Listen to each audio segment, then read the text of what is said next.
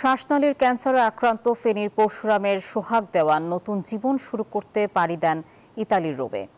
স্বপ্নের দেশে পৌঁছানোর একদিন পরই তার আকস্মিক মৃত্যুতে পরিবারে নেমে এসেছে শোকের ছায়া। পরিবারে তার স্ত্রী ও 1 বছর বয়সী এক কন্যা সন্তান রয়েছে। ইয়াসিন সুমনের তথ্যচিত্রে ডেস্ক রিপোর্ট। দেশে স্বজনদের সাথে বিদায় নিয়ে গত 16 আগস্ট বাংলাদেশ থেকে বিমানে ইতালির উদ্দেশ্যে যাত্রা করেন ফেনীর পরশুরামের সোহাগ দেওয়ান। পরদিন 17 আগস্ট বিকেলে রোমে পৌঁছান তিনি। সেদিন রাতে পরিচিত জনদের সাথে সময় কাটানোর পর ভোর 4টার দিকে হঠাৎ অসুস্থ হয়ে মারা যান তিনি। বান্ডেল থাকলে প্রতি সেনমানিতে টাকা বাঁচবে।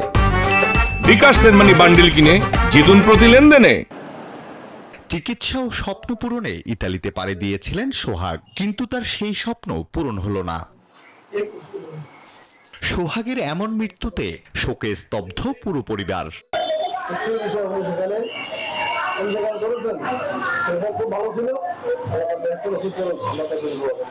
সোহাগ 2025 সালের 5 ফেব্রুয়ারি বৈধ পথে স্পন্সর ভিসার জন্য আবেদন করেছিলেন।